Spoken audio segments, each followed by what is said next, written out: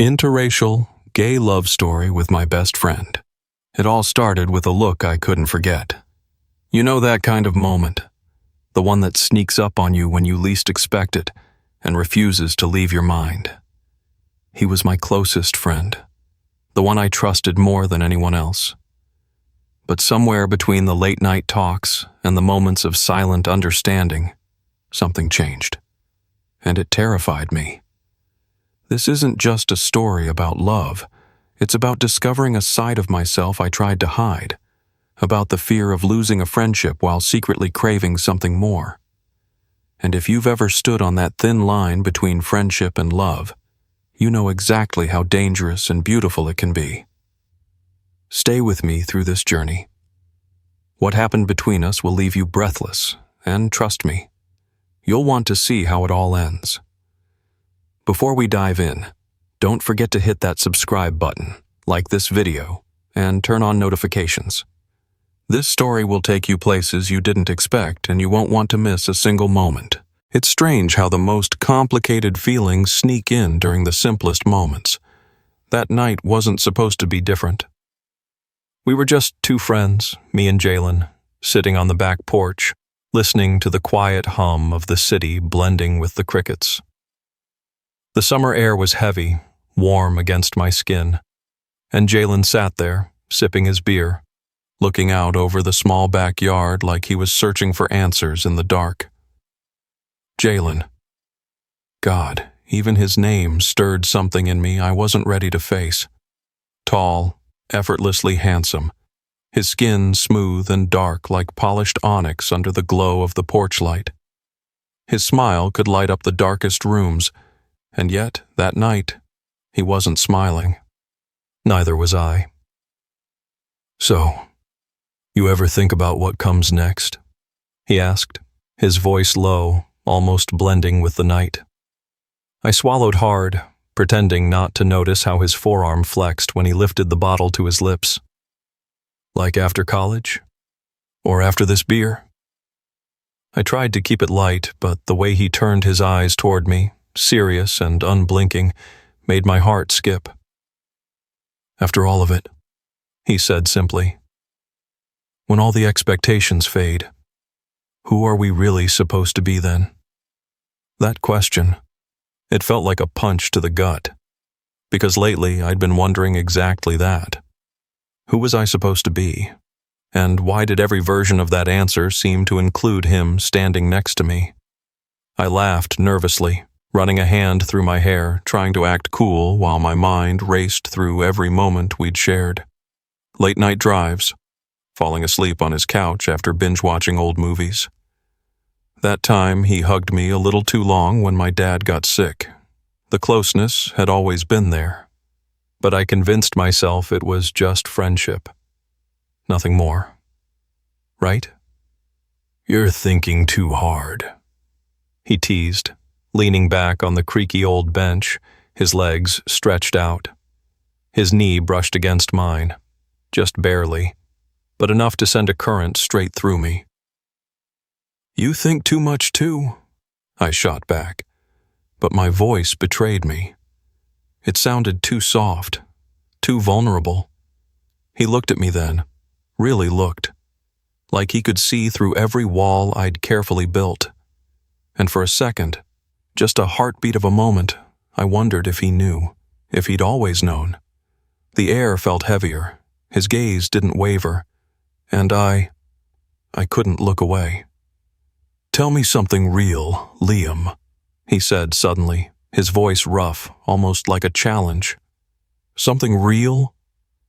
My mind scrambled for anything safe, but all I could think about was how much I wanted to lean forward and close the space between us. How I wasn't sure if it was the beer or the heat or just years of hidden feelings, but I wanted to know what his lips tasted like.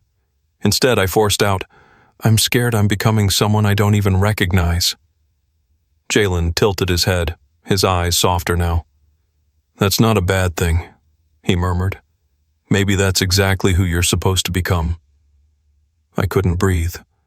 My heart thudded painfully against my ribs, and my hands curled into fists to keep them from shaking. I wanted to say it then, to tell him that he was the reason for my confusion, my sleepless nights, my silent longing. But before I could, he stood up. "Come on," he said, reaching his hand out to me. "Let's go for a drive." I hesitated, staring at his outstretched hand. Was this just another night of friendship? Or was this the start of something I didn't even know how to name? I took his hand, my skin burning where it touched his, and as I stood, I felt it. That invisible line between us. It wasn't as solid as it used to be. And as we walked to his car, the unspoken tension followed us, thick and undeniable. I didn't know where this drive would take us, but for the first time, I wanted to find out. The roads were mostly empty as we drove through the city, the windows down, warm air swirling around us. Jalen always had this way of making silence feel like a conversation. No need for words, just the hum of the engine and the occasional glance from him that said more than any sentence ever could. I sat there, my arm resting on the open window, fingers drumming nervously against the door. I wanted to ask why we were driving without a destination, why he'd looked at me the way he did back on the porch. But my lips stayed pressed shut, afraid that if I spoke, I'd say too much. Or worse, not enough. Then, out of nowhere, he pulled off onto a side road that led to Miller's Bluff. It was a quiet overlook above the city, the place where everyone went to think, to clear their heads, or to lose themselves in the view. I swallowed hard. We'd been here before, more times than I could count, but this time felt different. The way his jaw tightened as he parked, the way he sat there for a moment before killing the engine, it was like he was gearing up for something. "Why here?" I asked quietly. Jalen didn't answer right away. Instead, he stepped out of the car, walking around to lean against the hood, his arms crossed over his chest as he stared out at the city lights. I followed, my heart pounding so loud it felt like it echoed through the quiet night. I stood next to him, just close enough to feel his presence, but not close enough to touch. "You ever feel like—" He started, then stopped, his jaw clenching before he turned toward me. His voice dropped, serious and low. "Like you're living half a life? Like there's this whole other version of you locked up somewhere, and you're too afraid to find out who that is?" God, the words hit hard. Too hard. My mouth went dry. "Yeah," I whispered. "Every day." He nodded slowly, as if he'd expected that answer. His eyes searched mine in the faint glow of the city, and I wondered if he could see every secret I was trying to hide. Without thinking, I reached out, my fingers brushing lightly against his forearm. The touch was barely there, but it felt like crossing a line I could never uncross. He didn't pull away. In fact, he turned his body toward me fully, his face closer than it had ever been. His eyes flicked down to my lips for just a second I'll replay in my head for the rest of my life. My breath hitched. "Jalen?" He stepped closer, his hand reaching up like he was about to touch my face, but then, just as his fingers hovered near my jaw, he froze. "I can't," he whispered, his voice breaking slightly. The words felt like a slap. I stepped back instinctively, my face burning. "Why not?" I asked before I could stop myself. He turned away, raking a hand through his hair, pacing a few steps like he was wrestling a war inside his head. "Because if we cross that line, Liam, I don't know if I can go back to being just your friend, and I don't know if you're really ready for what comes after." I stood there, frozen in place, feeling every raw nerve in my body exposed under the weight of his words. "I don't want to hurt you," he added, his voice barely above a breath now. And just like that, the moment slipped away, hanging in the air like unfinished business. He got back in the car, his hands gripping the steering wheel so tightly his knuckles turned pale. I sat beside him in silence the whole ride back, but as I stared out the window, my chest a mess of confusion and longing, I knew something had changed. He didn't say it out loud, but in that pause, in that almost kiss, I knew. He felt it too, and somehow that made everything even more complicated. The next few days were torture. Every time my phone buzzed, I hoped it was him, and every time it wasn't, a familiar ache settled in my chest. Jalen and I had never gone this long without talking. Our friendship had always been easy, natural. But now, even the silence between us felt loud, like an unanswered question neither of us was brave enough to confront. I told myself to move on, to let it go. But every time I closed my eyes, I saw the way his lips had parted that night, how his hand trembled just before he pulled back. He had wanted it too. I was sure of it. And that certainty was the most dangerous hope I'd ever held on to. On the fourth day, just as the sun was setting, there was a knock at my door. My heart jumped into my throat. I didn't need to look. Somehow, I just knew. I opened the door, and there he was, Jalen, standing on my porch like he had something to confess but wasn't sure how to say it. His eyes looked tired, his shoulders tense. But when our eyes met, something unspoken passed between us. That same current, that same tension. "Can we talk?" he asked, his voice low and rough like he hadn't slept much. I stepped aside without a word, letting him in. He paced my living room like he couldn't quite settle his nerves, and for a while, neither of us said anything. Finally, I broke the silence. "Are we going to keep pretending like that night didn't happen?" Jalen stopped pacing.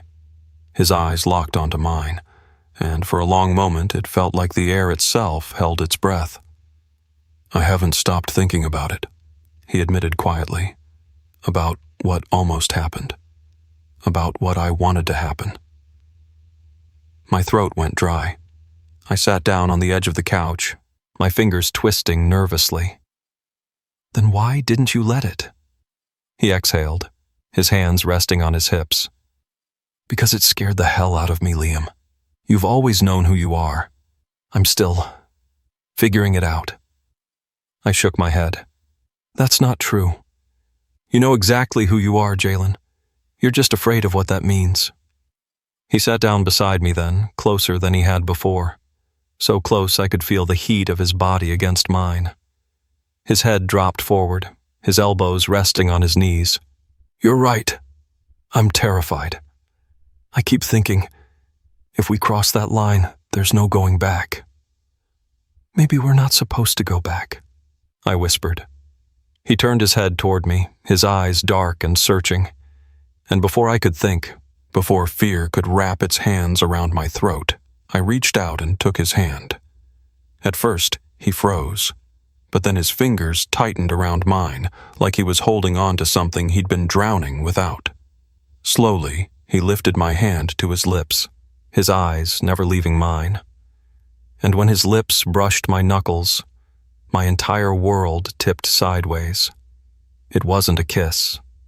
Not yet. But it was a promise. One I wasn't sure either of us was ready to say out loud, but one that echoed louder than any words could. Then, just as the moment threatened to swallow us whole, his phone buzzed. He pulled it from his pocket, his expression darkening as he read the screen. "What is it?" I asked, my voice barely steady. He stood abruptly, his jaw tight. "I have to go. Family stuff." Just like that, he pulled away, leaving the warmth of the moment behind like it never existed. But before he reached the door, he paused. "Liam, this isn't over." And then he was gone, the door clicking shut behind him, leaving me alone with a racing heart and a mind full of impossible questions. He'd left me in the middle of the storm again, but this time, he left a door wide open. Days stretched into a week, and still Jalen didn't reach out. His words, this isn't over, echoed in my mind like a promise he wasn't ready to keep. I tried to stay busy, throwing myself into work, catching up with old friends, even going out a few nights just to feel something other than the constant ache of waiting. But none of it worked. Every time my phone lit up, my chest tightened. And every night, I replayed that moment on the couch, his lips on my knuckles, his eyes filled with something raw and unspoken. Then, late one night, the universe decided to remind me how small this city really was. I was at Brighton Lounge, a rooftop bar downtown, trying to enjoy a drink and forget the way Jalen's absence felt like a constant weight on my chest. The night was warm, the skyline lit up like a canvas of false promises, and just when I started to relax, there he was. Jalen. He wasn't alone. My heart stopped. He stood near the railing with another guy, someone I didn't recognize. The guy was tall, dressed sharp, with a confident smirk as he leaned in too close to Jalen. And Jalen, he wasn't exactly pulling away. My chest burned. I wanted to look away, to pretend I hadn't seen it. But my feet moved before I could think, pushing me closer toward them, like I was drawn there by some force I couldn't fight. Jalen turned at the last second and saw me. His eyes widened with something that looked a lot like guilt. "Liam." His voice was rough, his hand falling away from the drink he was holding. The other guy looked between us, clearly confused. I crossed my arms, fighting the lump in my throat. "Didn't realize you had company," I said, my voice colder than I meant it to be. Jalen took a step closer, but I held my ground. I wasn't going to make this easy for him, not after all the unfinished moments and empty silences. "It's not what it looks like," he said quietly, his eyes searching mine. "Oh, because it looks a lot like you moved on while I was still stuck replaying every word you said before you walked out my door." The guy beside him gave Jalen a questioning look. "You want to explain what's going on?" he asked, clearly annoyed. Jalen shook his head and turned back to me. "Can we talk? Please. Not here." I should have said no. I should have walked away and let him feel what it was like to be the one left standing alone. But I couldn't. Not when every part of me still belonged to him. Without a word, I walked toward the elevator, and, like I knew he would, Jalen followed. We ended up outside, standing in the warm night air, away from the noise and flashing lights. He let out a shaky breath. "That guy, it wasn't anything. I ran into him by accident. He bought me a drink, and I didn't have the energy to tell him to back off." I stared at him, my jaw clenched so tight it hurt. "You disappeared, Jalen, and then I find you here, with him. What was I supposed to think?" He stepped closer, his voice rough, almost desperate. "Think that I'm scared, that I've never felt this way before and I don't know how to handle it. I keep trying to do the right thing, to stay away until I figure this out. But every second away from you feels worse than the confusion." My heart thudded painfully against my ribs. "So what now?" I asked, my voice barely above a whisper. He reached out, his fingers brushing against mine, hesitant but hopeful. "I don't have all the answers, Liam, but I know I don't want to keep running from this, from you." For a moment, the city noise faded. It was just him and me under the stars, standing at the edge of something terrifying and beautiful. But before I could respond, his phone buzzed again. He looked at the screen and swore under his breath. "What is it this time?" I asked, my voice tighter than I wanted it to be. He looked at me with frustration and regret written all over his face. "It's my brother. I have to go." And just like that, again, he turned and walked away, leaving me there with my heart wide open and no place safe to hide. I didn't sleep that night. I couldn't. I lay there staring at the ceiling, wondering how much longer I could keep letting him do this to me, pull me in close just to push me away again. And every time I told myself it was over, that I wouldn't pick up if he called, I thought about the way he'd looked at me before he left, like he wanted to stay but didn't know how.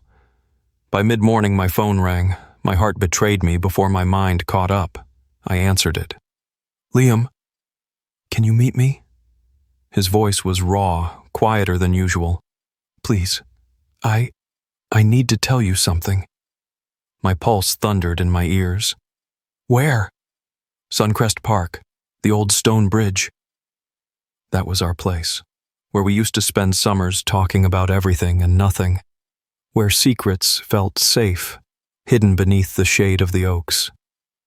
When I got there, he was already waiting, leaning against the bridge with his arms folded like he was bracing for impact.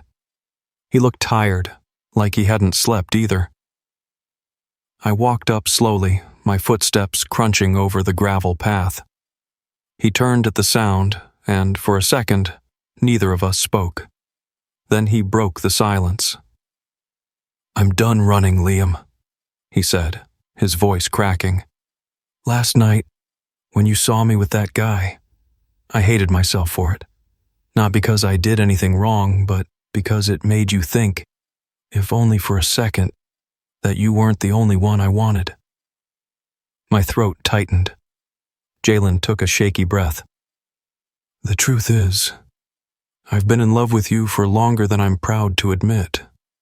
But I was terrified, afraid of what it meant, afraid of how it would change everything between us, and mostly, afraid that if I gave in to it, and you didn't feel the same way, I'd lose you forever." He stepped closer, his hands trembling as he reached for mine. This time, I didn't hesitate. I took his hands, felt the raw honesty in his grip. "I do feel the same way," I said, my voice barely holding together. "I've felt this for so long, Jalen. I just didn't think you'd ever see me that way." He shook his head, his eyes glistening with something that looked dangerously close to tears. "I saw you that way every damn day. I just couldn't admit it, not even to myself." And then, without another word, he leaned in. The kiss wasn't perfect. It was desperate and trembling, full of everything we'd held back for too long. But it was real. It was ours. When we finally pulled apart, his forehead rested against mine. His voice was rough, full of relief and fear all tangled together. This is going to be messy," he whispered. I smiled, despite the tears building in my eyes. "Yeah, but it's going to be worth it." For the first time, there were no walls between us, no unspoken words, just the truth, standing raw and honest under the wide, open sky. And for the first time in what felt like forever, I wasn't afraid.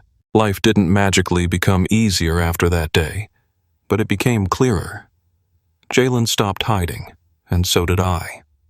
We didn't rush into labels or promises we weren't ready for, but every time he reached for my hand in public, every time he pulled me closer instead of pulling away, it felt like we were rewriting the rules we used to be afraid of. Weeks turned into months. Nights that used to be filled with doubt became nights we spent tangled in each other's arms, whispering about futures that once felt impossible. One quiet evening, as we lay on that old couch, the same one where everything almost started, Jalen turned to me, his fingers tracing slow circles on my chest. "You think we'll ever figure it all out?" he asked softly.